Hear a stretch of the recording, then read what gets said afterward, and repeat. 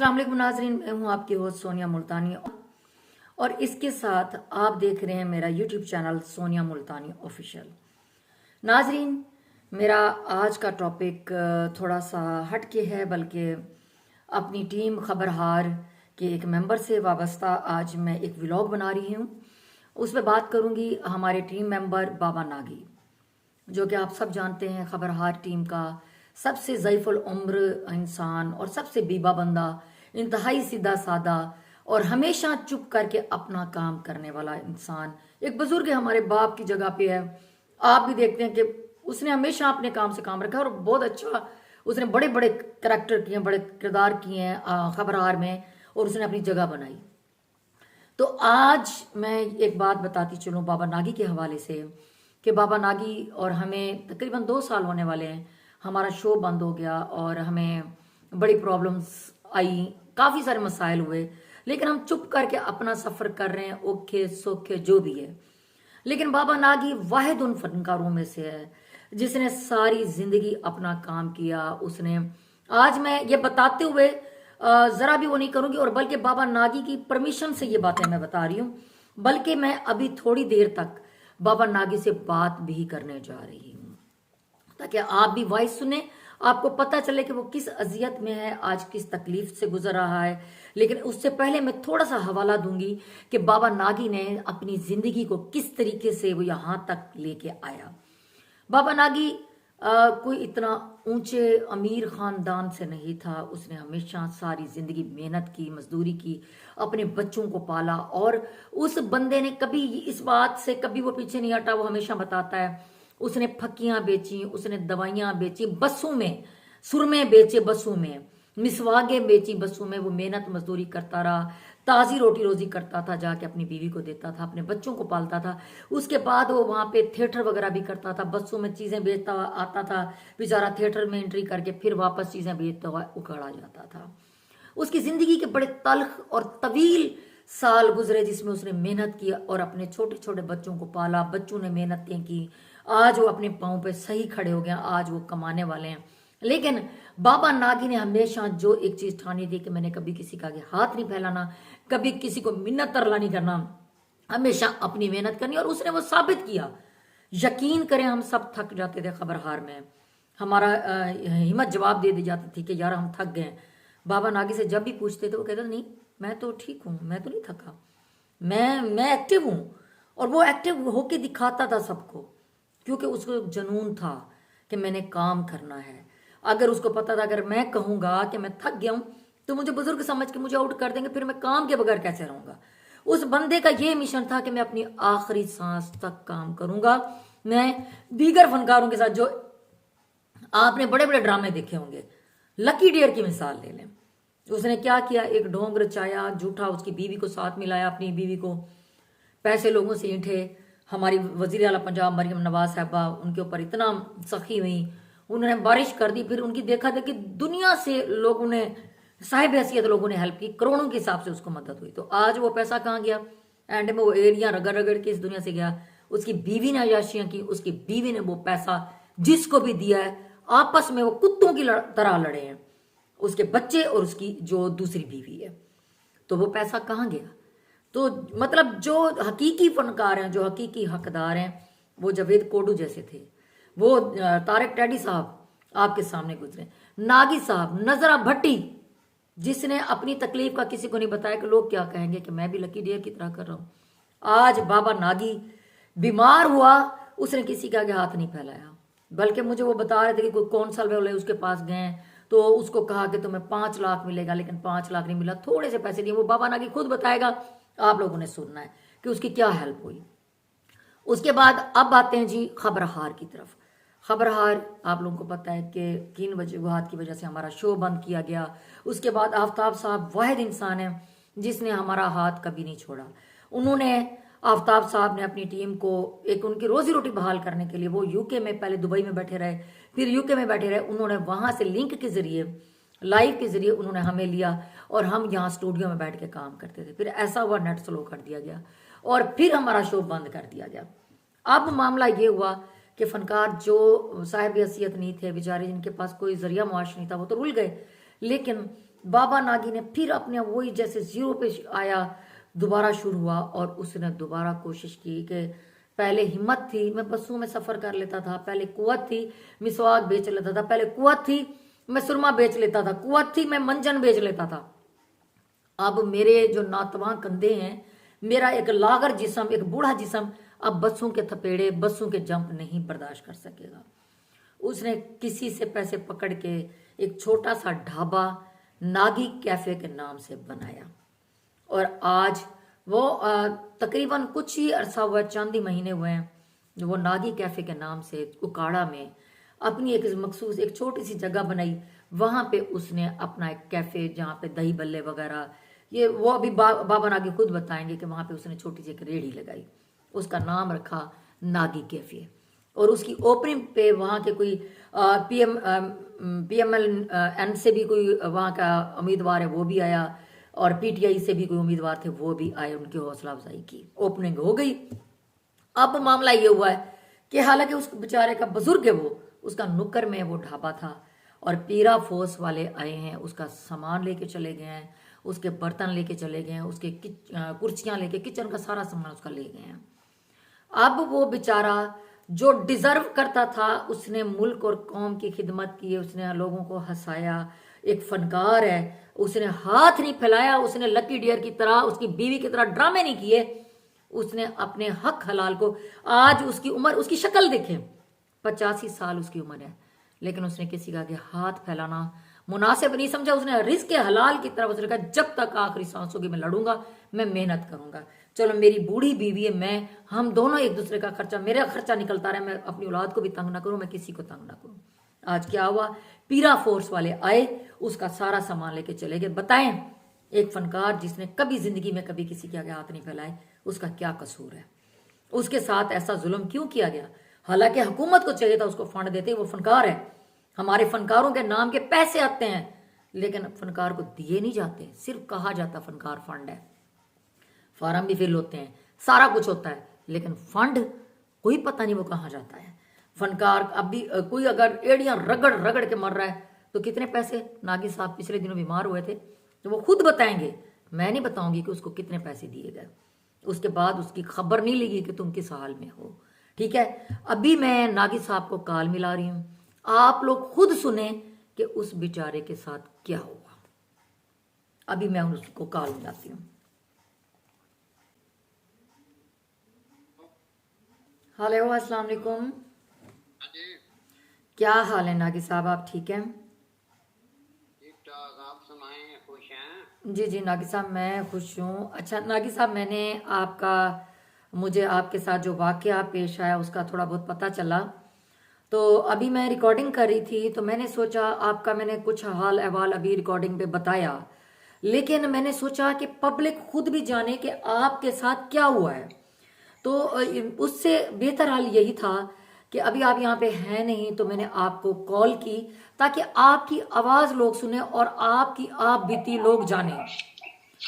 तो आपके साथ क्या हुआ है नागी साहब, आपका जो कैफे आपने बनाया वो क्या हुआ, आप थोड़ा सा बताएं। मुझे ये तो लोग जानते हैं कि मशीर नागी नाम का एक आर्टिस्ट खबरदार में काम करता है। जी जी बिल्कुल बिल्कुल, कौन नहीं जानता आपको। बस ये मुझे तकरीबन 9 साल हो गए आफ्ताब इकबाल के शो में काम करते हुए। बिल्कुल बिल्कुल। और नागी साहब यहाँ पे मैं आपकी बात काटती जाऊं, मुझे सिर्फ एक सवाल आपसे पूछना है, आपको फील्ड में कितना अर्सा हो गया, शोबिस की फील्ड में? मेरी 1971 में उगाड़ा में पहली परफॉर्मेंस थी। वाह, तो अब आपकी उम्र कितनी है नागी साहब?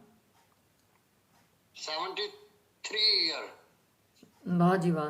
अच्छा नागी साहब मुझे एक बात बताएं, तो ये जो अब खबर हार के बाद आप कहीं काम कर रहे थे या नहीं कर रहे थे, फिर आपने कैसे ये मुझे तो पता चला कि आपने अब अपना ढाबा बनाया और अब आप वहां पे काम कर रहे थे, अपने रोजी रोटी वो कर रहे थे, थोड़ा सा डिटेल बताएं, लोग जानना चाहते हैं, लोग यकीनन जानना चाहेंगे कि आपके साथ क्या हुआ है, आपने कैसे अपना ढाबा बनाया, क्या किया।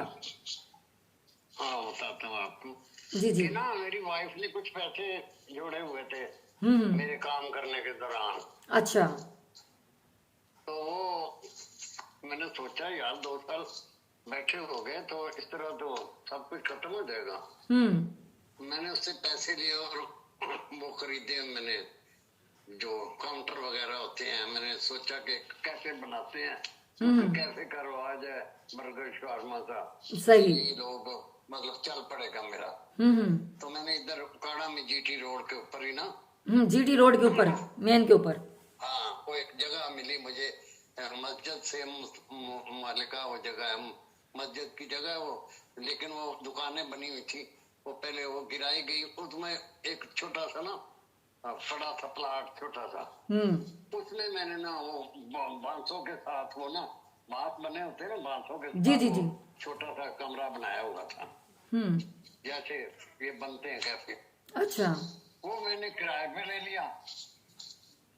तो मतलब आपने अपनी रोजी रोटी के लिए दूसरे फनकारों की तरह जो ड्रामेबाजियां करते हैं उनकी तरह हाथ फैलाने से बेहतर अपने की रोजी रोटी करने की सोची। जी जी, वो हाथ फैलाने वाली बात सुनने के मुझे ना, जब मैं बीमार था, जी जी, मुझे पता चला कि वहाँ आर्ट काउंसिल वाले आए मेरे कागज भरने के लिए। वो कहने लगे जी आपको ना पैसे मिलेंगे आर्ट काउंसिल की तरफ। अच्छा, ये कितनी रकम उन्होंने कही थी आपको, अभी कितनी रकम आपको देंगे? वो कहने लगे कि कम से कम 5 लाख रुपया आपको मिल जाएगा आपके रेस्ट का, ये वो। अच्छा, तो फिर वो पैसे आपको उन्होंने दिए, जो फनकारों के फंड, कितने पैसे दिए? वो इतने को बन जाएंगे। फिर ना वो रूटीन में वो जो फनकारों को 20,000 आता था 3 महीने बाद, कोई 6 महीने बाद कोई, अच्छा, वो ना बजाय 20 के ना 15,000 आया। तो आपको ये 15,000 कितनी दफा मिला? 2 दफा मिला है 2 साल में। अच्छा, ये 2 साल में, नाज़रीन अब आप देखें 2 साल में 2 दफा मिला है। अच्छा, वो भी नहीं मिल रहा अब। अच्छा, अच्छा हो गया मिलने को, वो भी नहीं मिल रहा। तो मैंने वो ढाबा लगाया तो उसकी मतलब तकरीबन ऐसा हुआ था कि रोजी चल पड़ी थी।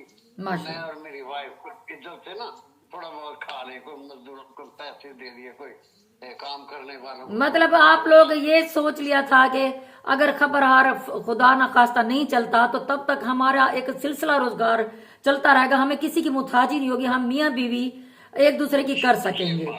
अच्छा, मैंने ना झूठा बीमार होकर बेड पे पड़ने से को मीडिया को बुलाकर को तरला मिन्नत करने से बेहतर ये समझा कि मैं ना अपना काम कमाऊंगा। माशाल्लाह तो माशाल्लाह। अब वो जो मेरी जगह है, तो मैंने आपको फोटो भी भेजी है। जी जी, मुझे तस्वीर आपकी मिल गई। दूसरी साइड की जो इमारतें हैं ना, वो हमसे कुछ 6 फुट आगे हैं। उधर भी 6 फुट आगे, ये 6 फुट पीछे है। सही। तो मैंने वो 6 फुट में ना जो बराबर आता है उसमें कुर्सियां लगाई हैं, तो लोग बैठकर चलो खाते पीते हैं। वो कुर्सियां 2-3 बार मुझे वार्निंग दी गई, ये बाहर है।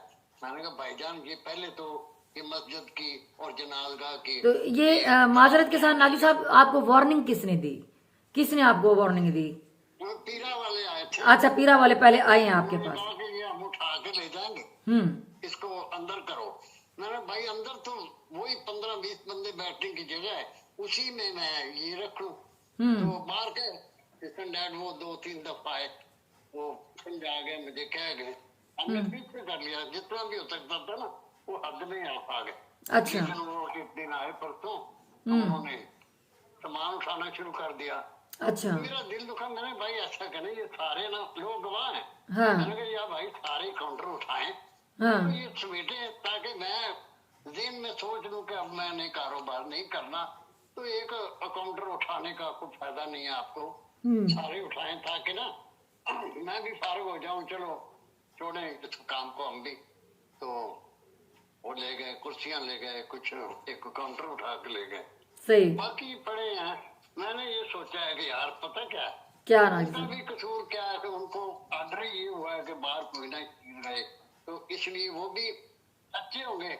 लिहाजा मैंने ये सोचा है कि फनकार कोई ऐसा काम नहीं कर सकता, ना करना चाहिए उसे, क्योंकि मैंने तो बड़ी जद्दोजहद, बड़ी पैसा लगा के ये सब कुछ मैंने बनाया है, लेकिन वो नहीं बन सका। या वो नहीं चल सकता। मैं भी कोशिश करूं कि यार थोड़े इस काम को, वो भी मांगना हमारा अच्छा है, कोई लात बाजू को तोड़े या कोई ऐसी बीमारी हो जिससे ये गवर्नमेंट को तरस आए। वो नागी साहब नहीं, मेरी बात सुने, मेरी बात माफ सुने। करे, खुदा माफ करे। आपको पता तो नहीं, मैं तो मजदूरी करने से भी नहीं गुरेज करता। बिल्कुल मैंने ऐसे ही अपनी ऐसे है।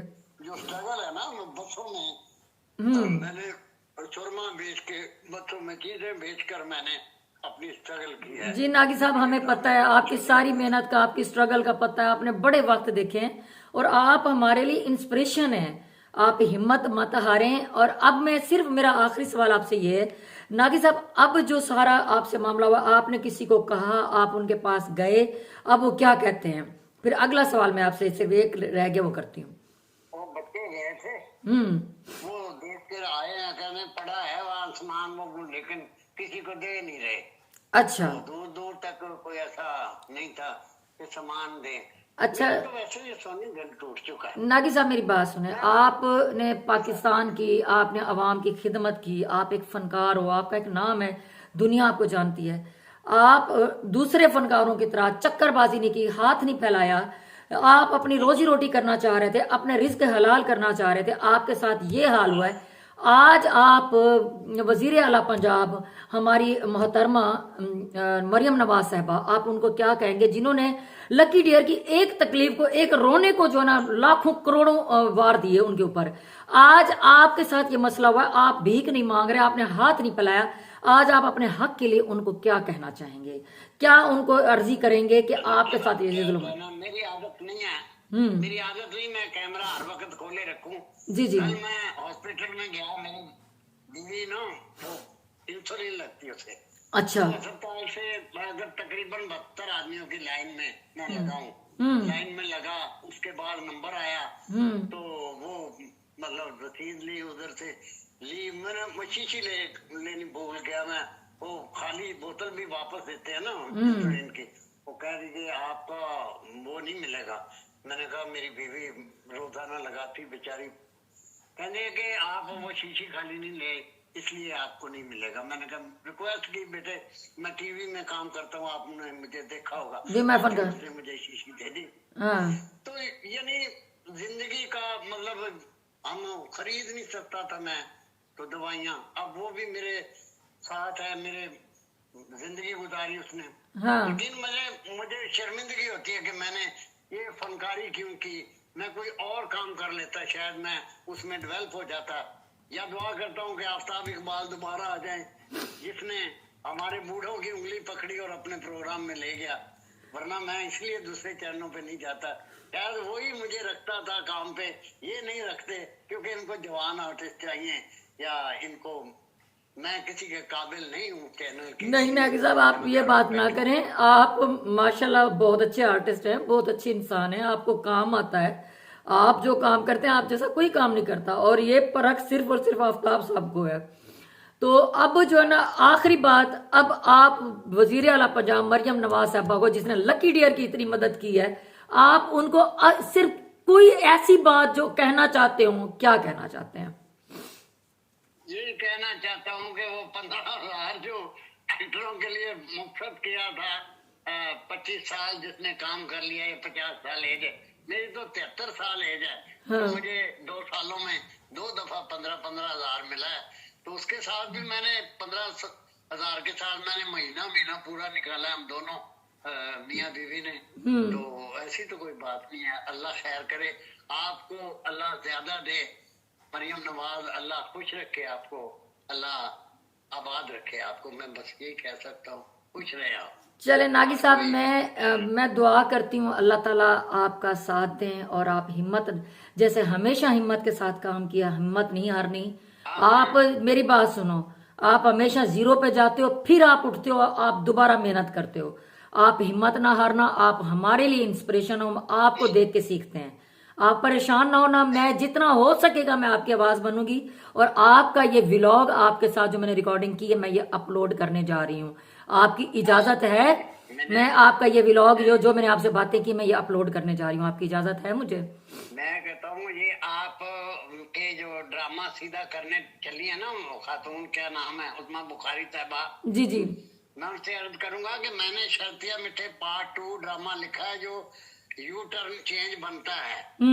ये वल्गर ड्रामों से ऐसे अच्छे स्क्रिप्ट वो भी मैंने लिखा है, तो मैंने करवाया भी जो 20 दिन जी बिल्कुल नागी साहब, आप एक स्क्रिप्ट राइटर भी आप लिख लेते हैं, स्टोरियां लिखते हैं, आप वन लाइनर बहुत अच्छा लिखते हैं। आफ्ताब साहब को भी आप चीजें लिख के देते रहे, हमारे सामने की बात है। ऐसा ही उनके, वो तो हमारे उस्ताद है ना। जी जी। अल्लाह उनको खैर से अपने वतन ले आए। आमीन काम आमीन। करने का मजा आता है। जी जी। लोग तो कहते हैं ना जी आफ्ताब सख्त है, ये यकीन नहीं माने, वो सख्त हैं, लेकिन मेरी बात सुनो, उस्ताद सख्त होता है तो फनकार काम करता है ना, शागिर्द काम करता है। हाँ, ठीक है ना, वो वाकई सख्त हैं, कोई ऐसी इसमें झूठ नहीं है, वो सख्त हैं, लेकिन बात ये है कि काम भी तो अच्छा करवाते हैं ना। बस बहरहाल नागी साहब, अब अल्लाह करे नागी साहब, ऐसा ही कोई डायरेक्टर आए जो हमको भी कास्ट कर ले। हाँ, उसके अलावा बस और ऐसा ही है। चले नागी साहब, मैं इंशाल्लाह ताला आपसे दोबारा बात करती हूँ, आपसे रब्ता करती हूँ, और अभी मैं आपका ये व्लॉग आपकी इजाजत से मैं अपलोड करती हूँ। आपकी आवाज मैं जहां तक हो सके मैं पहुंचाऊंगी, और अब दोबारा भी आपने मुझे बताना है कि अब क्या बना। ठीक है? उकाड़ा के लिए बहुत कुछ किया है, सलीम अलबेला एक्टर बनाया, इसके अलावा और काफी बच्चे तैयार किए, तो मेरा कोई भी क्रेडिट नहीं है किसी किस्म का। कोई आज सलीम अलबेला का दुनिया में नाम है, तो उससे पूछे ना वो किसको देखकर एक्टिंग में आया। मुझे देखकर, तो मैंने स्कूलों में कॉलेजों में ड्रामे किए यहाँ, तो मेरा कोई भी ऐसा सिस्टम नहीं है जो किसी की नजर में आता हो कि यार ये भी फनकार है। अगले दिन मैंने बताया ना, MNA साहब आए मेरे उकाड़ा के, जी जी। रियाजुल हक साहब मेरे कैफे पे आए, देखा उन्होंने कि मैं खड़ा हूँ। हेलो, जी जी जी बिल्कुल, मैं सुन रही हूँ नागी साहब। तस्वीर मैंने दी है ना, जी जी मुझे मिली। खुश हुए। मैंने उनको ये कहा कि आपको पता होना चाहिए कि मैं उकाड़ा से हूँ। और कहने लगे कि पता है मुझे नागी साहब आप उकाड़ा के हैं, लेकिन मैंने कहा मैं मांगता कुछ नहीं हूँ आपसे। आप कहे ना कि शायद मांगने का, मैं मांगता कुछ नहीं हूँ, बस मैंने बताना था कि मैं उकाड़ा से हूँ। मेरे MNA को पता होना चाहिए कि एक फनकार इस यहाँ उकाड़ा में और इस गली में रहता है। बस मुझे ये, इसके अलावा आपको कुछ नहीं बताना, कुछ नहीं कहना। चले नागी साहब, अल्लाह ताला आपको खुश रखे, अल्लाह ताला आपको जिंदगी दे, अम्मा को आपको खुश रहें। मैं आपसे राब्ते में रहूंगी। आपका ये व्लॉग मैं अपलोड करने लगी हूँ, आपको लिंक भेजूंगी। बाकी इंशाल्लाह ताला जो हो सकेगा मैं आपकी आवाज बनूंगी, और हमारी यही दुआ है कि अल्लाह ताला आफ्ताब साहब को वापस लेके आए, हम फनकारों का वो साथ दें, और तमाम फनकारों का जैसे हाथ पकड़ के वो चले थे वैसे चले, या हमारा शो शुरू हो जाए ताकि आप लोगों का जरिया माश चलता रहे, वरना ये दुनिया जीने नहीं देगी फनकारों को। 200 चूल्हा चलता था, 200 चूल्हा खबरदार के हवाले से, 200 चूल्हा, और कितने लोग हमारी तरह इज्जत से रोजी कमा के खा रहे थे। जी नागी साहब, चले नागी साहब आप खुश रहें। ठीक है, मैं फिर इंशाल्लाह ताला आपसे बात करती हूँ। ओके जी, अल्लाह हाफिज, अल्लाह हाफिज, अल्लाह हाफिज। जी नाजरीन, आपने नागी साहब की बातें सुनी, और मुझे यकीन करें उनके हालात देख के वाकई वो मेहनती इंसान है और सच्चा इंसान है। उसके साथ ये बहुत बुरा हुआ, एक फनकार के साथ बुरा हुआ। अगर वो अपना एक सही रास्ता, हाथ फैलाने वाला नहीं वो कर रहा, सही रास्ता उसने अगर चुना है तो उसको चुनने दें, उसको जानने दें, उसको करने दें काम। नाज़रीन, आप इस बारे में क्या कहते हैं? अपनी कीमती राय का इजहार ज़रूर कीजिएगा। और मरियम नवाज साहबा हमारी वज़ीर आला पंजाब हैं, आपसे रिक्वेस्ट है कि बाबा नागी जैसे इंसान, बाबा नागी जैसा बुजुर्ग फनकार है, उसके साथ तो ये जुल्म ना करें। आपने एक फनकार के झूठे ड्रामे पे आपने करोड़ों लुटा दिए, आपकी देखा देखी लोगों ने करोड़ों रुपए उसको दे दिए, उसकी बीवी ने याशियां की, लेकिन ये तो हकीकी बंदा है, वो नहीं मांग रहा आपसे कुछ, आपको दुआएं दे के गया फिर भी, लेकिन आप उसका सामान तो वापस दे देना ताकि वो इज्जत की रोटी कर सके, अपनी बीवी और अपना खर्चा कर सके। वो उसकी बीवी भी बीमार है, ये भी बीमार है, तो आप इतना तो कर देना। नाज़रीन, आपकी कीमती राय इस बारे में क्या कहती है? अपनी कीमती राय का इजहार जरूर कीजिएगा। इसी के साथ मुझे दें इजाजत, आपसे मुलाकात होगी मेरे अगले व्लॉग में। तब तक के लिए अल्लाह हाफिज, खुश रहें, शाद रहें, आबाद रहें। पाकिस्तान जिंदाबाद है।